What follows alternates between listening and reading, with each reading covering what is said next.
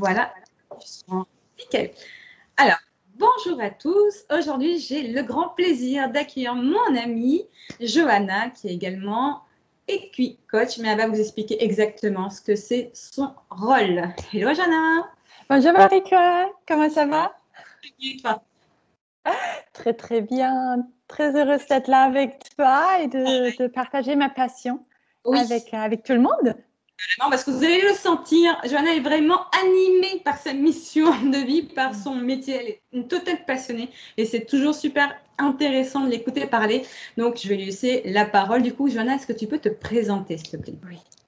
Alors, je m'appelle Johanna. Je travaille avec des partenaires formidables, c'est les chevaux. Donc mon métier, c'est Equicoach. Donc, avant tout, je suis coach. Donc, j'accompagne l'humain sur la voie de son développement personnel et professionnel. Et le cheval, c'est un vrai partenaire dans cette évolution, en fait, la prise de conscience et puis la mise en place d'une nouvelle posture.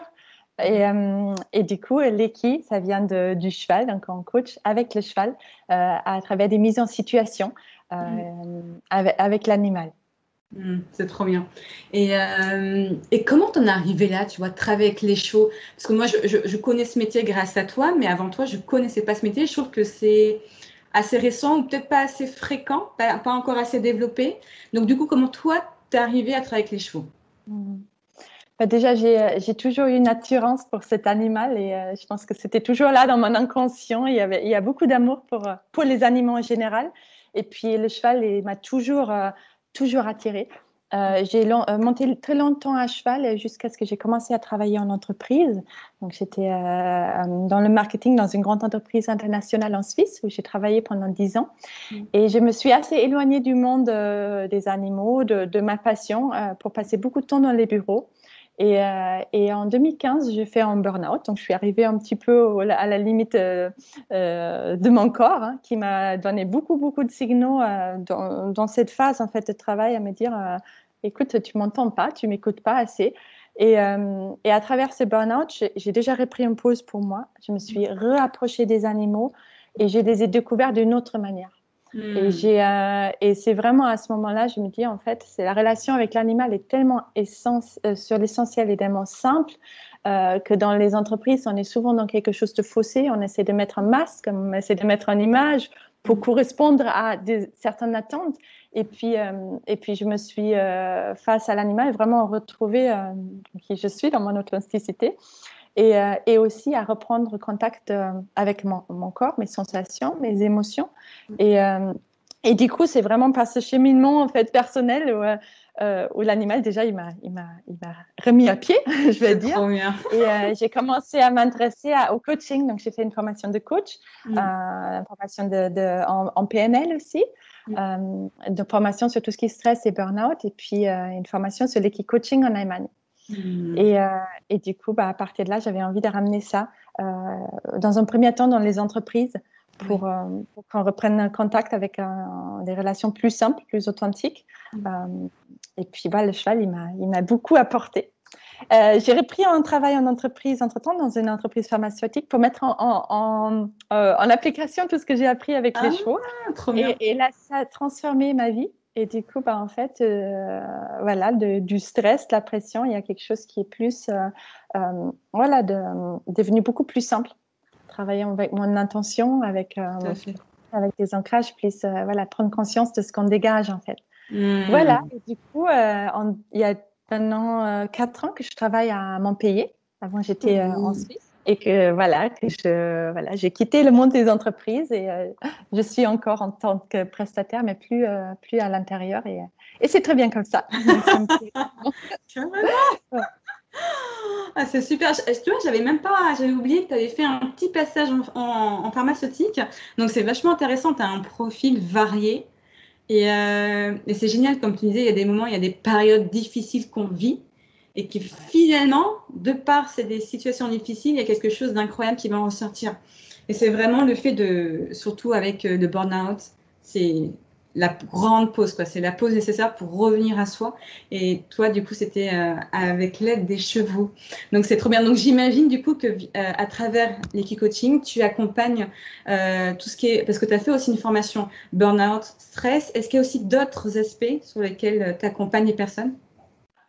Oui, c'est assez divers en fait en termes de thématiques parce que je pense avec le cheval, on touche tout ce qui est lié à la relation à l'autre. Et du coup, ça peut être le fait de prendre sa place, de savoir dire non, tout ce qui est, tout ce qui est de l'ordre relationnel. Dans les entreprises, par exemple, on va travailler sur déjà la connexion soi, l'intelligence émotionnelle, l'intelligence neurosensorielle aussi, parce que notre corps, il nous parle totalement. Mm. Et après, on peut travailler aussi avec les entreprises sur tout ce qui est cohésion d'équipe. Donc, voir, le cheval est très sensible. J'expliquerai un peu plus au message qu'on envoie par notre corps, par notre non-verbal. Et quand on est avec une équipe, en fait, on va voir ce que toute l'équipe envoie ensemble. Donc, est-ce que les messages, est-ce qu'ils envoient un message ou est-ce que les 5 personnes, ils envoient 5 messages différents? Et du coup, on est, et c'est vraiment fantastique aussi de travailler avec des groupes pour voir en fait comment les animaux réagissent à un groupe de personnes. Et après, dans tout ce qui est individuel, c'est voilà le système dans le coaching vraiment d'accompagner la personne sur son objectif. Ça peut être la prise de confiance, ça peut être de savoir dire non.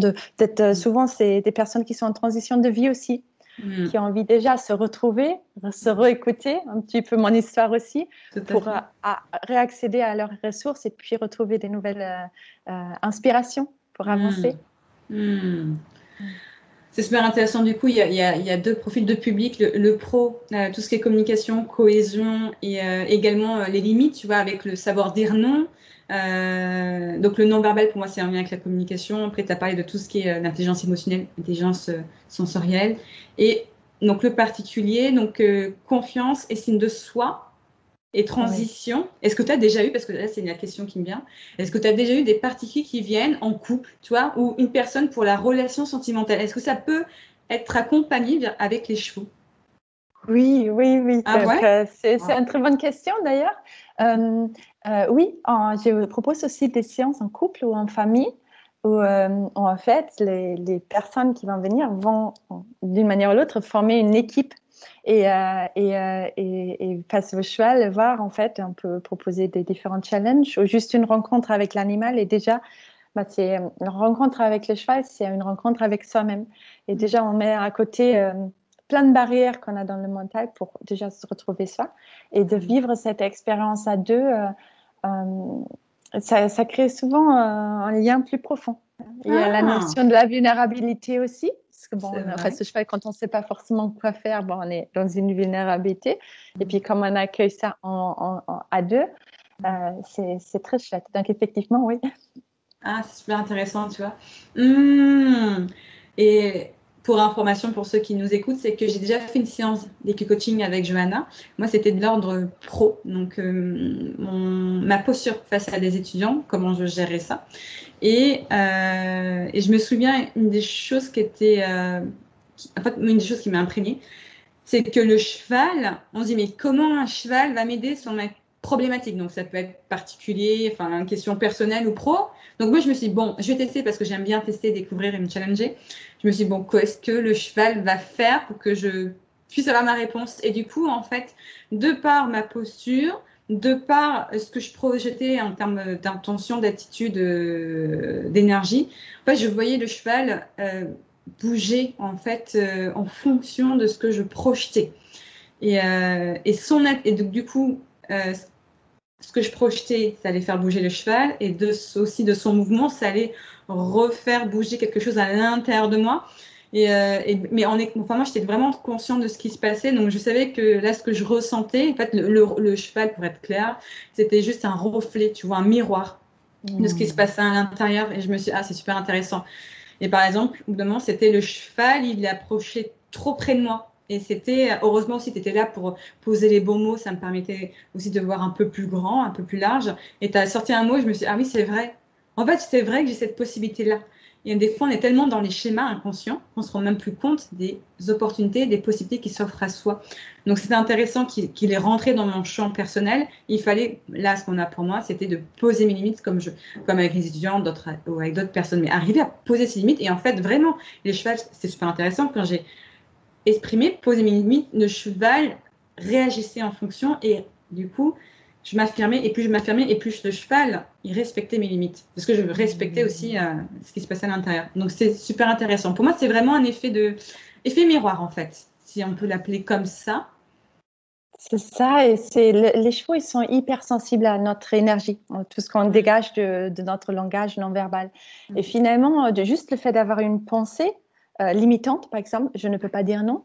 Mais en fait, dès que quelqu'un rentre dans notre espace, qu'est-ce qui va se passer? On retient notre respiration, on se fait petit, on cède peut-être même l'espace. Et en fait, cette pensée, elle va déterminer tout notre énergie dans notre corps. Tout commence à être bloqué. Bah, du coup, le cheval, il ressent plus personne. Il ne ressent pas qu'à un moment, là, il y a une limite. Il va rentrer dans cet espace qu'on lui offre finalement par notre posture. Et c'est de vraiment redevenir acteur de OK, qu'est-ce que j'aimais, moi, dans la relation?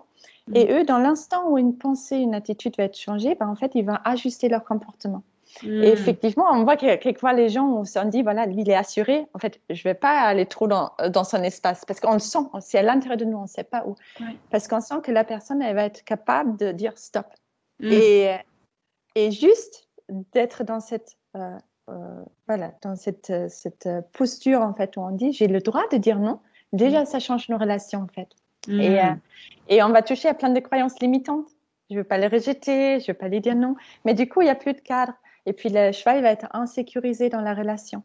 Et du coup, voilà, par rapport à leur manière naturelle de fonctionner, ils vivent en fait constamment en lien avec les émotions, les ressentis de celui qui est autour, donc des chevaux qui sont autour. Et c'est leur manière de communiquer. Et ils vont voir qu'ils cherchent juste la cohérence en fait dans notre posture. Si on dit non avec les mains, mais dans notre tête, on dit on n'est pas sûr, bah notre corps va reculer et du coup le cheval il va pas avoir un message clair. Donc il nous amène à trouver quelque chose qui est juste pour nous. Ah oui, ça me parle, ça me parle. Ouais, le cheval est un peu effet de miroir dans le moment présent, il est vraiment dans le moment présent et il nous incite à vraiment être cohérent avec nos pensées, nos émotions et nos actes. En fait, à un certain alignement. C'est un terme qui résonne en toi. On peut dire ça, est-ce que le cheval aussi est là pour un outil, peut-être l'outil pour le cheval n'est pas très joli, mais comme partenaire. Voilà, pour nous réaligner, le partenaire de l'alignement. Et de savoir l'alignement pour chacun, c'est différent. Chaque personne est différente. Mais quand je vais dire non, juste pour dire non pour l'exercice, mais c'est pas en phase avec moi, je ne suis pas alignée. Donc, le but, c'est que je trouve déjà du sens dans ce que je fais. Et au moment où on donne du sens, en fait, on est beaucoup plus connecté à son ventre, dans son énergie, et puis notre message va être beaucoup plus fort. Et donc, oui, il nous amène à nous interroger sur notre posture et à nous interroger sur ce qui est juste pour nous, pour pouvoir avoir une posture juste aussi. Tout à fait, il nous amène à nous questionner et à réadapter. Il y a aussi l'idée de questionnement et puis il y a toujours le passage à l'action. Qu'est-ce que je peux réadapter pour que ça soit OK, cohérent? Et que voilà, c'est ça. Hein, et d'être dans. Je pense aussi quand tu dis réadapter, c'est ça. On est dans. Il y a aucune. Le cheval, il va pas se dire il y a 5 minutes, elle a fait ça. Du coup, maintenant je boude parce que. Bah là il y a autre chose. Là c'est cohérent. Là j'ai envie. Là j'ai envie de la suivre. Et du coup, c'est dans l'instant en fait que nous changeons notre comportement qui va répondre. Et du coup, c'est vraiment un espace d'expérimentation. Tu vois, dans toute bienveillance, c'est dire, OK, là, peut-être c'est pas très efficace et là, peut-être, il manque quelque chose et je pourrais ajuster. Et au moment où c'est juste, le cheval, il va nous le dire. Et là, on peut retrouver, en fait, on peut se retrouver. Ouais. Tout à fait. C'est super intéressant. Et tu vois, parce que moi quand tu m'en parlais, ça m'a tout de suite intéressée, j'ai expérimenté, j'ai adoré. Est-ce qu'il y a eu des personnes qui sont réfractaires ou qui ont trop peur des chevaux pour oser tenter l'expérience ou peut-être qu'ils y vont quand même et qu'ils se rendent compte que c'est waouh, tu vois. Est-ce que tu as eu des profils comme ça un peu? Beaucoup, surtout dans les entreprises. Alors, les Oui. particuliers qui ont peur des chevaux vont pas forcément venir parce qu'ils vont, voilà, ça, Mhm. mais ça arrive aussi. Dans les entreprises, beaucoup de gens qui ont peur parce que c'est souvent une personne qui décide, voilà, tiens, on va faire cette expérience. Et parmi les groupes, bah, il y en a toujours qui ont des appréhensions ou qui ont même vraiment une très grande peur du cheval. Et ben en fait, c'est ce qui est chouette avec l'animal et dans ce qu'on propose, ce que j'ai envie de proposer aussi, c'est comment on va faire avec la peur. Et s'il y a de la peur, bah, qu'est-ce qu'on va faire? Comment la personne elle peut faire avec et comment le groupe aussi peut faire avec une personne qui est peut-être plus vulnérable ou qui se sent mal à l'aise. Comment on peut créer quelque chose, une expérience commune. Et puis, ben, on peut changer les exercices. Parce que le but, c'est pas de faire un exercice avec le cheval. Le but, c'est d'être authentique avec ce qui se passe à l'intérieur de moi dans l'instant. Et souvent, la peur, c'est une question de soit j'ai une mauvaise expérience, je suis tombée. Donc là, c'est. Et en fait, c'est quelque chose qui est vraiment de l'ordre relationnel. J'ai peur de dire non aux autres. Donc, face à un animal de 600 kilos, en fait, je sais, j'ai pas de contrôle, en fait. Je peux pas mettre friendly pour autre chose. Et l'animal ne renvoie mes plus grandes croyances limitantes, en fait. Et là, ce qui est intéressant, c'est de travailler vraiment dans une distance et voir déjà quelle est la bonne distance. Il n'y a pas d'obligation d'aller directement devant le cheval, mais il y a juste une invitation d'écouter où est-ce que je me sens bien. Et déjà ça peut être un exercice très intéressant. Et en entreprise aussi, c'est quoi la bonne distance? Quelle distance est-ce que je dois prendre pour pouvoir être présent? Et après, ben, on va travailler sur la peur avec plusieurs méthodes. Mais souvent, ceux qui ont le plus peur sont ceux qui ont le moins envie de partir après parce que le fait de dépasser la peur, ben, c'est aussi, voilà, ça rend aussi une certaine fierté, tu vois. Tout à fait, ouais. Ouais. Et souvent, ils disent, mais en fait, j'ai rencontré l'animal d'une autre manière. En fait, je ne croyais pas qu'un cheval peut être si sensible que, voilà, voilà, il y a souvent une vraie transformation, en fait. Ouais. Et puis, on a des chevaux très sympas, bien sûr. Ah, mais bien sûr, j'avais adoré le mien.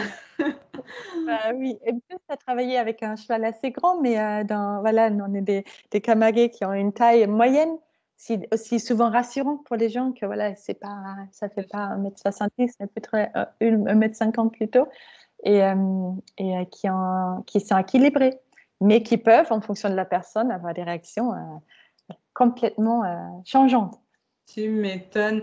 Est-ce que d'ailleurs tu peux nous donner deux exemples opposés entre un cheval, entre deux attitudes de cheval et ce qui s'est passé avec l'humain, tu vois? Alors, il faudrait d'abord peut-être donner un exemple d'un exercice. Par exemple, un exercice où je peux comparer parce que ça va être un exercice qu'on va proposer aux entreprises, par exemple, de mise en mouvement. Donc, on va demander à une personne, on va travailler sur l'impulsion. Donc, en fait, je vais devoir passer un message au cheval. Et le but, c'est que le cheval, ça représente, par exemple, mon collaborateur. Et on va créer une collaboration et l'inviter à tourner autour de nous. Et en fonction, donc on peut avoir le même cheval qui va du coup attendre que la personne rentre et il va être en attente du message de la personne. Et c'est là que ça se joue en fait. Ok, maintenant je mets en mouvement, qu'est-ce que je dégage vraiment? Parce que le cheval, il fait pas l'exercice pour le faire. Ouais. Et en fonction de son état du jour, et on change souvent aussi les chevaux, quelquefois ils n'ont jamais fait cet exercice. Donc le but, c'est que juste, comment je vais passer un message clair? Et ça m'est déjà arrivé qu'il y a une personne avec le même cheval, que le cheval, il ne bougeait pas. Et la personne a essayé de trouver sa place. Elle ne restait pas ancrée. Et du coup, le cheval est resté à l'intérieur et la personne, elle tourne autour. Et du coup, le cheval, en fait, elle dégage de l'énergie. Donc, il va tourner son attention vers la personne, mais il n'y a pas de direction. Donc, là, on va travailler sur le fait de déjà prendre sa place, vraiment sa place, et puis donner une direction claire. Et puis aussi, travailler sur le dire non. Parce que si j'essaie, le cheval, il me demande, je peux rester là, et on n'arrive pas à mettre un cadre, bah, en fait, il va inverser les rôles. Et le même cheval, il peut y avoir la deuxième personne qui est rentrée. Elle a mis tellement d'énergie dans la demande Oui. qu'elle a euh, surdosé un petit peu l'impulse et que le cheval est parti au galop et qu'il a sauté la barrière. Et c'était le Ah même cheval dans l'espace ouais! de... Oui, et là, ça c'était la seule fois que ça m'est arrivé. Mais, C'est et du énorme. coup, tu te dis, OK, là c'est exactement la même chose. Et il me demande, il reçoit mon message et là mon Oui, message, il a vu, c'était un petit peu trop fort. tout Et à fait. peut-être j'ai pas pris le temps de créer le lien et le mettre en sécurité et le mettre à l'aise euh, Hmm. pour, euh, pour impulser de l'énergie. Donc j'étais trop vite dans une demande et peut-être dans un management qui était, tu as trop saccardé et Tout à pas fait. assez dans la. Et du coup, quand les gens ils observent, ils peuvent se dire, oh tiens, il a sauté. Qu'est-ce que ça peut dire? Qu'est-ce qu'il a reçu comme message? Et on va rester sur ça. Et la personne, elle va adapter, elle va pouvoir dire, OK, maintenant je prends le temps, je lui dis bonjour, je lui dis ce qu'on va faire. Déjà, je baisse un petit peu mon énergie Ah, oui. et je demande. Et puis là, bah, en fait, on peut créer un rythme plus clair. Oh Donc, là ça là, peut être, voilà, ça, super ça intéressant. peut changer d'un coup à l'autre, oui. C'est Et, fou. après, ils sautent pas souvent les barrières, mais c'est arrivé, et surtout avec un cheval qui ne pas énormément. Mais voilà, c'était l'information qu'il a reçue. C'est ça. Ça montre bien que le point de départ, c'est l'être humain, en fait, finalement. Ouais. Tout dépend de son attitude, de la communication verbale, non verbale, tout ce qui va jouer du moment qui rentre sur la scène. Donc là, c'était dans l'enclos, mais ça peut être en entreprise ou ailleurs, aux environnements, c'est qu'est-ce qui se passe à l'intérieur et qu'est-ce que je projette à l'extérieur. Et donc, j'aurai forcément une réponse. Soit c'est une réponse d'immobilité comme celui Mm. précédemment, soit c'est une réponse, on peut dire, de fuite aussi. Il y avait peut-être trop d'agressivité, une agressivité perçue par de l'autre côté. Et taillot, tu vois, je me casse. Mais c'est super intéressant parce qu'on peut faire plein de liens. Et ce que vous faites avec les débriefs, avec les observateurs, du coup, de ceux qui sont dans l'enclos, qui expérimentent, et ceux qui observent, et après, il y a les débriefs. Et je pense que après ça doit faire des échos aussi chez les observateurs. Oui. Ils D'accord. vont dire, ah oui, là, c'est toujours, voilà, c'est exactement comme ça en entreprise. Et par exemple, le cheval qui saute la barrière, mais en fait, comment maintenant cette personne, on va changer l'exercice, on dit comment tu peux le remettre en sécurité, comment tu peux recréer le lien, parce que là, l'important, c'est qu'à la fin de l'exercice, le cheval, il a envie, sans qu'il attache, de rester avec la personne. Donc là, on va investir plus de temps pour rétablir le lien et pas tout de suite. Voilà. Et du coup, la personne, elle va aller en entreprise, elle va dire, OK, maintenant, je vais peut-être me poser, peut-être écouter l'autre, peut-être voir un petit peu. Tu vois, il y a plein Ouais. de parallèles qu'on peut faire pour que l'autre, Trop il bien, soit bien. carrément. Voilà, c'est ça. Là, on est sur l'exemple du pro, donc on va rester dessus parce que j'avais une question en lien. Du coup, quand tu fais ces stages ou ces séminaires, est-ce que des fois tu as des feedbacks après des participants ou est-ce que l'entreprise ou le responsable qui avait fait la demande te recontacte pour faire une sorte de suivi ou un bilan avec ce temps? Parce que c'est vrai que c'est cool cette expérimentation et même moi, j'aimerais bien dans quelques temps de refaire, tu vois, une séance avec toi. Est-ce que des fois, dans le pro en tout cas, parce qu'on est dans le pro, est-ce que des fois Ouais. tu as ces demandes de rappel ou d'approfondissement, peut-être aussi ça peut être un approfondissement, ou Oui, est-ce que de c'est... plus, Ouais. de plus en plus. Ouais. Au Mm. début, j'ai commencé par des expériences, donc le retour où les gens, c'est comme juste on offre un espace où il peut y avoir des prises de conscience, où les gens ils partent avec plein de clés qu'ils peuvent appliquer. Mm. Mais l'idée, c'est comme dans un processus en fait d'accompagnement, dans le coaching, c'est Mm. que on va ouvrir, mais qu'est-ce qu'on va en faire? Donc, Ouais. on va prendre le temps d'établir comme pro ou perso un plan d'action et puis se dire, OK, comment, soit l'entreprise prend le relais, soit Mm. voilà, on va laisser travailler et puis on se revoit. Et Mm. de plus en plus, là, cette année, c'est vraiment mon intention, c'est d'être dans cet accompagnement pour qu'on Mm. puisse voir aussi l'évolution de la Oui, posture. Ok, j'ai mis en place ça et maintenant ça change. Et ça c'est il y a intéressant. plein de choses qui Mm. travaillent au niveau inconscient quand on est subconscient quand on est avec les chevaux parce que le subconscient il intègre une nouvelle posture. On est dans une expérience et Mm. du coup bah on voit tout de suite. Souvent ils disent bah, le lendemain j'ai changé ma manière de parler ou de me comporter et puis tout change. Et Ouais. voilà. Donc, l'idée, c'est ça. Et il y a des entreprises qui reviennent après 6 mois. Mm. J'ai de plus en plus de demandes de dire, OK, maintenant, quand est-ce qu'on peut se revoir pour Ah, réajuster? ça c'est cool, Donc, oui. ça, c'est chouette. Grave. Comme tu disais, c'est ça, en fait, tu as l'expérience, parce que moi, je l'ai vraiment vécu comme une chouette expérience.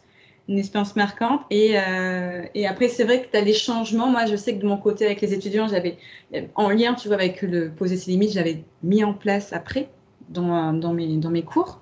Et c'est vrai qu'on ne pense pas forcément de faire un feedback. Donc, c'est cool s'il y a vraiment, tu vois, par la suite, soit les gens y pensent, ou soit il y a un suivi dans X temps et comme ça, de toi-même, tu vois les évolutions. Parce que oui, on a sûrement une à chaque fois, quoi. Parce qu'en plus, soit c'est une demande, une envie de notre part, donc on a fait cette démarche. Et pour ceux qui sont en collectif, comme les réfractaires de j'ai trop peur ou non, finalement c'était génial et finalement pour moi ça a été changeant, transformateur. Donc ça c'est trop cool. Et du coup là on a vu, tu vois, les impacts positifs du coup des partenaires d'alignement des chevaux par rapport aux participants et par rapport à toi en fait. Qu'est-ce que tu apprends sur toi-même en travaillant avec les chevaux? Tous les jours, je me dis, tiens, ça t'as travaillé, ça t'as à voir. En fait, je pense que surtout, on apprend que la relation, c'est une question vraiment de présence à chaque instant, en fait. Les chevaux, le matin, donc déjà, j'essaie pour être dans une collaboration juste avec eux, de ne pas les nourrir, de ne pas leur donner des bonbons. Ils sont sur un pré énorme. Oui. Et du coup, je sais quand je viens les chercher, ils savent qu'on va être dans un groupe avec des personnes, que la récompense, c'est la présence et puis les remerciements qu'on leur donne, mais rien d'autre. Et du coup, je peux évaluer en fonction de quand je viens. En fait, ils ont toujours envie, ils viennent toujours encore me voir, donc c'est volontaire. Je pense que c'est important d'écouter ça et de ne pas être dans quelque chose. En fait, on va faire un exercice avec vous, mais de dire, OK, quelquefois.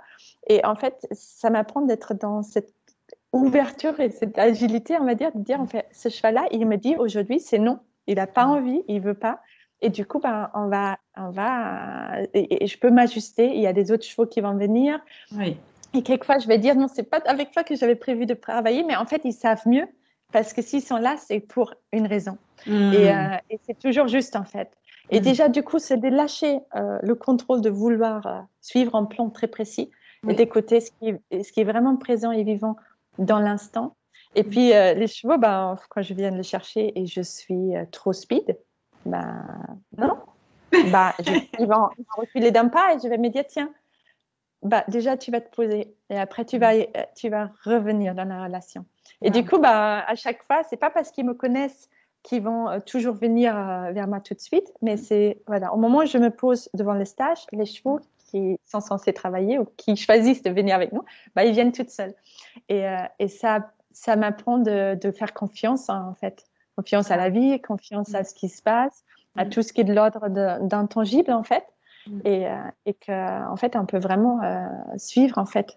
Donc, quand l'intention est posée, les choses, ils s'accordent autour. Et les animaux, ils sont très sensibles à ça. Et ça, c'est un peu magique. Oui, c'est ce que j'allais dire, c'est trop beau.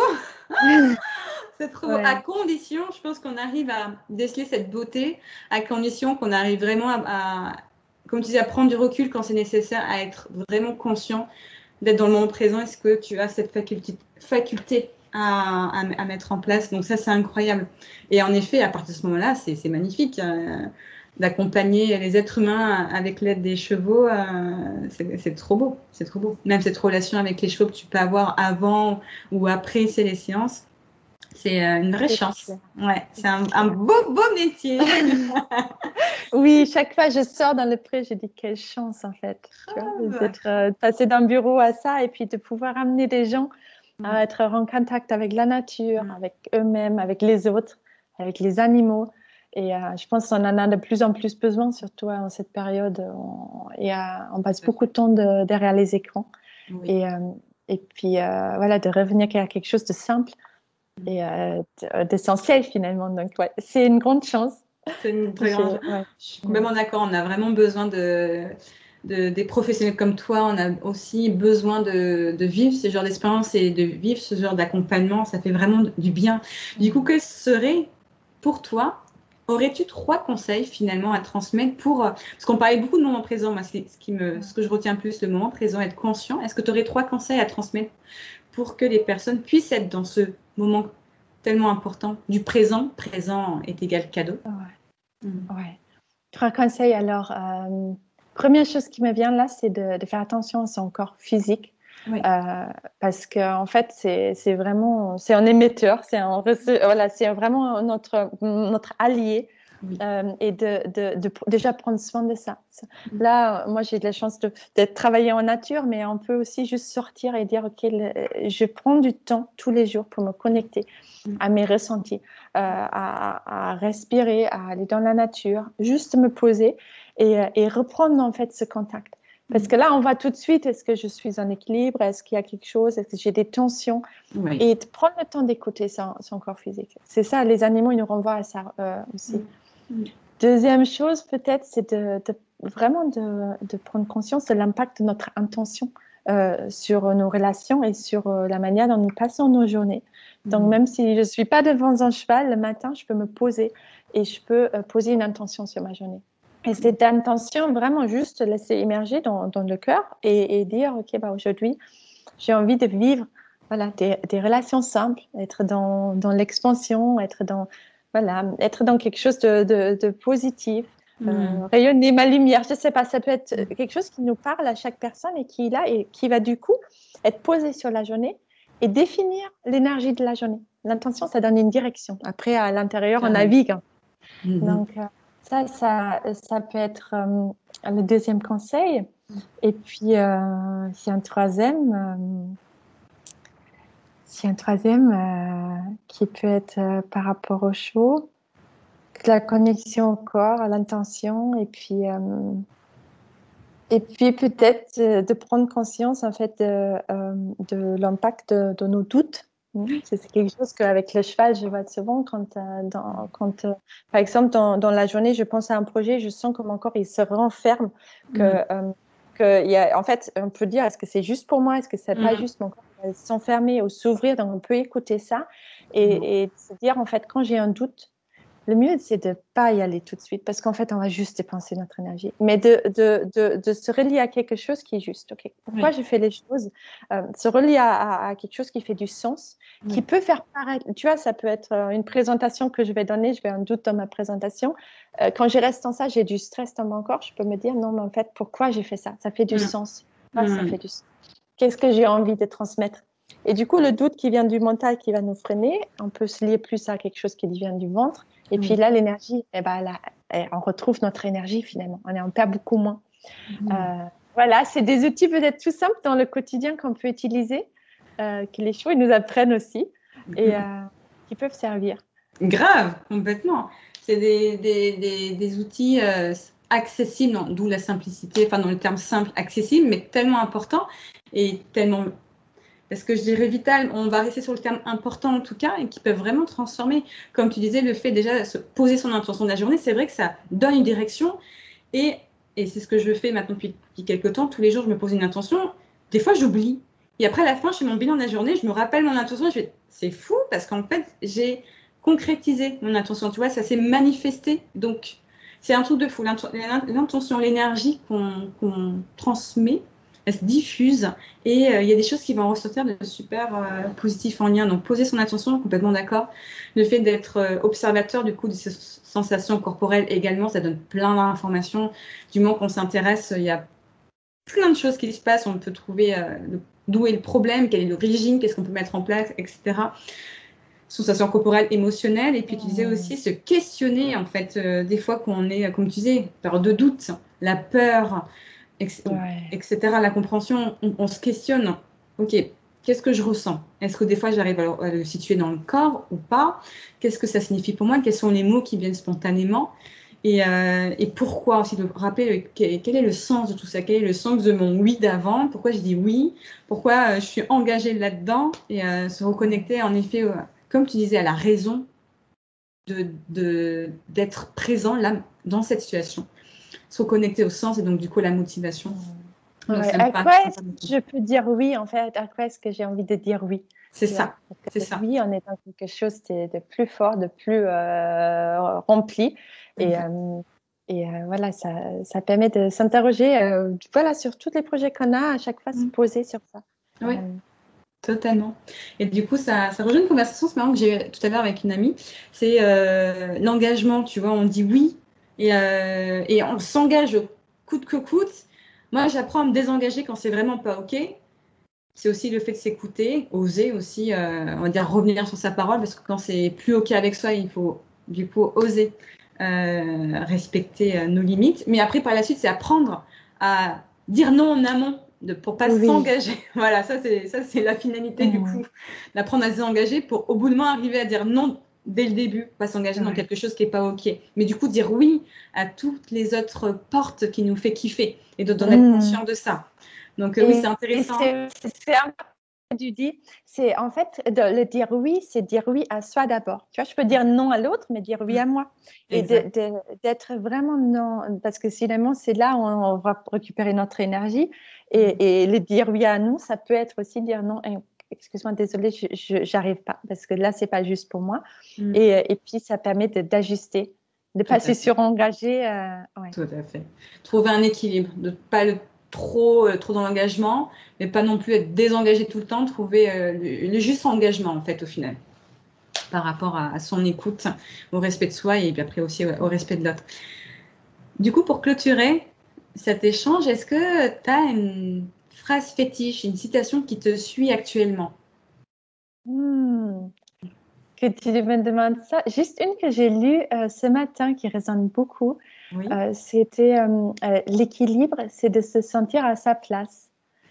Donc, c'est ma phrase, citation pour aujourd'hui. Je pense voilà, et les inspirations tous les jours, il y en a des autres, mais ça a résonné beaucoup. En fait, voilà, quelque part, on veut faire, mais en fait, ce qui compte, c'est de se sentir à sa place, en fait. Et quelque part, c'est aussi moins faire ou faire différemment. Tout à fait. Ouais. Tout à fait. J'ai bien aimé cette phrase. Elle tombe à pic, on parlait. Et te parle. Oui, complètement. Équilibre, instant présent, le questionnement, parce que des fois on est trop dans l'action et en fait on oublie de se poser un instant juste pour se poser la question, est-ce que je suis toujours à ma place? Est-ce que je suis sur la bonne voie? Est-ce que ce que je fais c'est vraiment ce que je voulais en fait à la base? Et bon, on pourrait en parler encore pendant un moment parce qu'il y a d'autres liens qui se font dans ma tête. Mais oui, ça me parle bien. L'équilibre, c'est se sentir à sa place. Ouais. Voilà, c'est de dire, ok, en fait, je suis pas là à me suradapter à toutes les attentes des autres, mais en fait, ma place, elle est où? Et là où je peux trouver l'équilibre. Et c'est plus facile de dire non. C'est plus parce que j'ai dit oui, en fait, à moi dans ma place. Trop bien. Oui, c'est quelque chose qui a émergé. Demain, ça serait certainement une autre citation. Voilà, il y a des choses qui émergent, mais ce qui est venu là dans l'instant. Ouais. J'aime beaucoup, ça me parle et je pense que ça parlera aussi à ceux qui nous regarderont. Merci beaucoup, Johanna. Franchement, toujours aussi passionnant d'échanger avec. Merci, Marie. Trop bien, franchement, trop bien. Et oui, avant que je clôture l'enregistrement, comment on peut te suivre au final? Quels sont tes moyens de communication? S'il y a des gens qui veulent te contacter pour du pro, pour du perso, comment ils peuvent te contacter? Alors déjà, je travaille pour les particuliers, je travaille à Castries et en Laverune, donc à côté de Montpellier. Pour les entreprises, un peu partout en France, ça dépend où il y a la demande. Et du coup, ils peuvent me trouver sur mon site internet, sur mon site Facebook ou Instagram, sur Rise Up Eki Coaching. Rise Up, c'est R-I-S-E-U-P, et puis Eki Coaching. Et puis aussi sur LinkedIn, sur mon nom, Johanna Fenemaya. Et où je publie aussi sur mon site les prochains stages, les prochaines journées de découverte.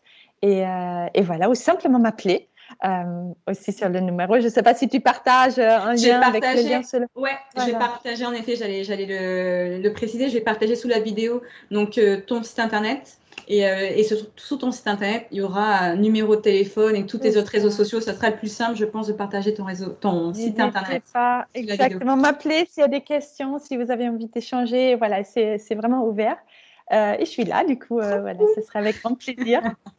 Merci beaucoup, Johanna. Merci beaucoup. Et à très bientôt, du coup. À très bientôt, Marika. Merci. Et merci beaucoup pour cet échange.